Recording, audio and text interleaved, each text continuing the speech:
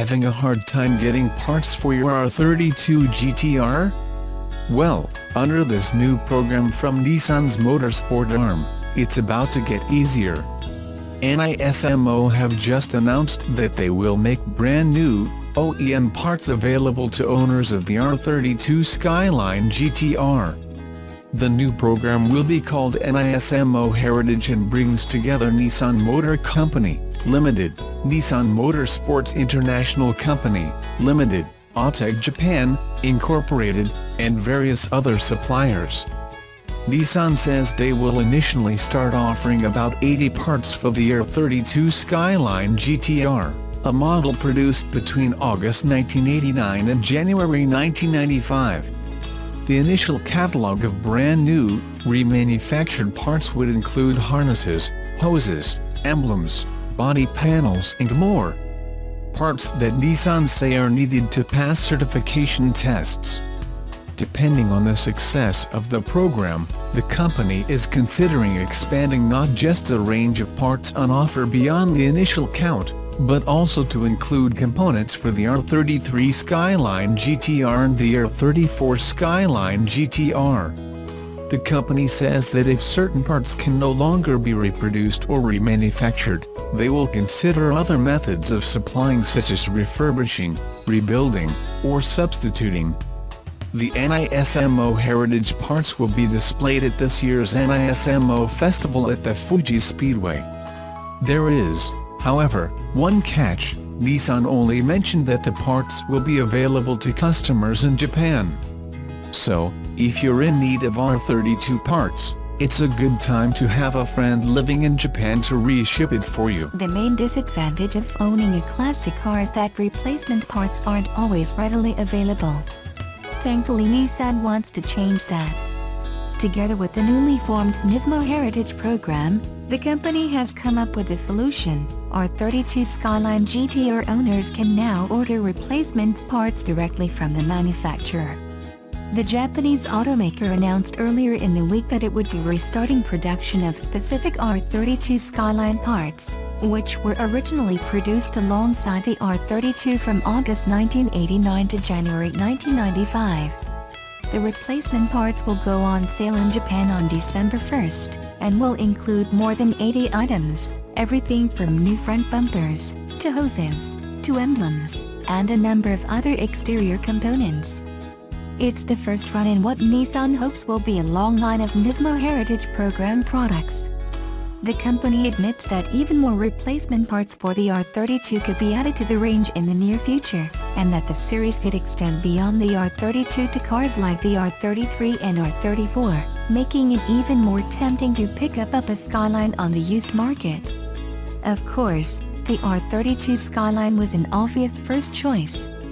The supercar was recently named the best Nissan Nismo race car of all time, recording overall victories at the Spot 24 in 1991, the Australian Touring Car Championship in 1991 and 1992, and wins in every Japanese Touring Car Championship race from 1990 to 1993 in its time on the track.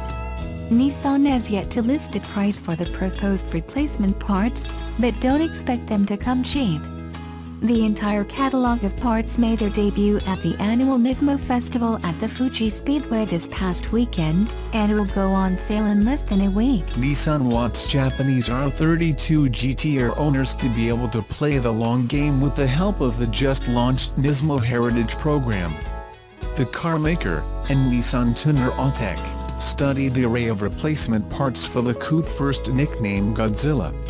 Focusing on components necessary to keep the R32 running and able to pass vehicle inspections, Nismo Heritage chose around 80 parts to reproduce to OEM spec.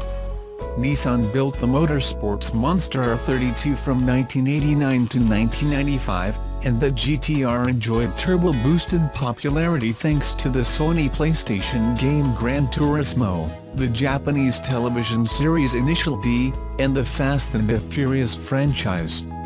According to a UK GT-R forum, Nissan built 43,934 units of the R32, far more than the R33 and R34, but still a specialty proposition. After nearly 3 decades of fanatic owners, hard driving, and wild modifications, some OEM pieces are difficult to source. The Nismo Heritage program opens to the Japanese market first. Bits like harnesses, hoses, pulleys, exterior pieces such as the front bumper, and emblems go on sale on December 1st. Nissan says it will watch the market, and could increase the R32 parts list with substitute, rebuilt, or overhauled components if the shortage of other critical parts becomes evident. Eventually, the program plans to expand its offerings to the R33 and R34 models. We're just 1 week away from the 2017 Los Angeles Auto Show, so Subaru's latest teaser will probably be one of the last you'll see before actual cars take the stage.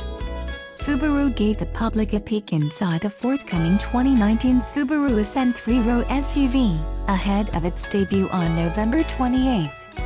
There isn't much in the way of surprises here. There are, in fact, 3 rows of seats, 4 doors, some windows and some nice-looking brown leather.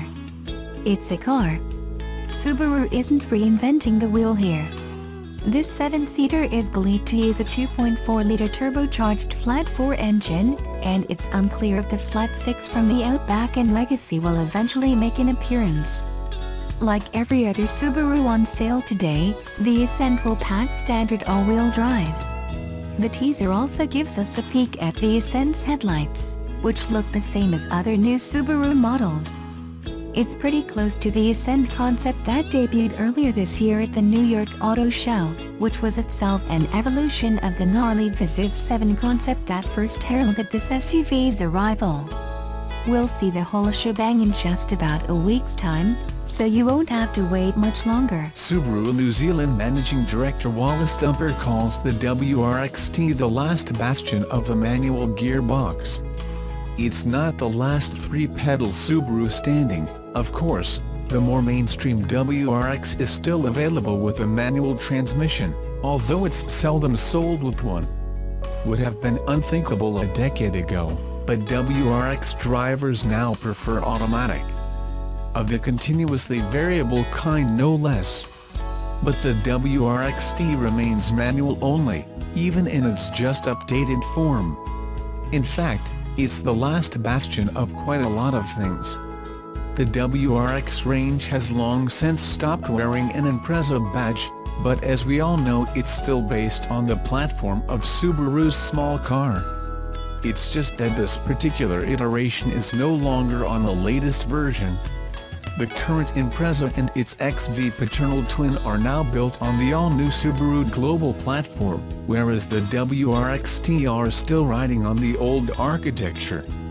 If you favor a bit of old-school Subaru boxer burble, the Sti is still the place to go. It's quite restrained, but you definitely get a sense of that thrum that we all used to know and love. The thrum that's long been banished from the rest of the range, which is now rather grown up. There's also a clear link to the lag and launch character of turbo cars from years gone by. There's a definite lull in proceedings below 3,000 RPMs, but then the 2.5-liter boxer turbo comes on boost and things get fast and furious very quickly. The Sti is not a particularly easy car to drive smoothly and or quickly. It's hard to get off the line, the gearbox can feel notchy unless you take a very firm hand with it, and the vast amount of mechanical grip and AWD traction requires a certain slow-in, explode-out cornering technique. You don't get what is perhaps Subaru's greatest technology asset, the EyeSight twin-camera active safety system. It's just been added to the standard WRX, but it's not compatible with manual transmission models, which is the only type of Sti model. It's exhausting just talking about it. I might have put you off at this point. Or you might be quite excited to know that the new Sti is still old school and over the top. The Sti isn't entirely stuck in 1995. The premium model now has steering adaptive headlights with daytime running lights, a front view monitor, which will stop you scraping the new design bumper when you're parking, and a 10-way adjustable power driver's seat. The Sti engine meets Euro 6b emissions regulations, and there's a new brake package with 340mm front Brembos and 326mm cross-drilled rotors on the rear. Bright yellow calipers are standard, and perhaps the easiest way to identify the revised model. There have been minor changes to the suspension, and the driver-controlled center differential, DCCD, now allows more precise control of how the AWD system distributes its torque. You still get the SI drive control that gives the choice of 3 modes for the powertrain. It's still a hardcore performance vehicle, no question. The hard ride tells you that. So while it's possible to trundle around town in the Sti, leaving the car in intelligent mode and trying your best to keep the engine on the boil without going boost-tastic, that's not really what it's designed for. The WRX Automatic certainly is, while still looking the part and being respectively quick. So if it's a day-to-day Rex you want, that's probably the one. If you want to go real fast, be completely involved and occasionally wrestle with an anim monster, the Sti is your car. This is still a serious machine for serious people, more than capable of demolishing a Kiwi backroad or eating up a track day. The old-fashioned feel is all part of the appeal, right? So is the cartoonish quality of the acceleration and grip when you really wind things up. It really takes you by surprise at times. Once upon a time, the Sti was the ultimate in small car performance and handling. You could spend all day arguing about whether a Fast 4 was really better than Aussie V8 muscle. Well, the Aussie muscle era is over, and there are any number of hot hatches on the market that are just as fast and powerful as the Sti, while being dynamically more sophisticated and much easier to drive quickly. Not to mention much posher inside. The WRX's interior was never that flash, and it's not aging gracefully. Where does that leave the Sti? As a nod back to a time when you had to be totally committed to your driving to get the most out of a high-performance turbocharged car. That was a good time. Still love the Sti.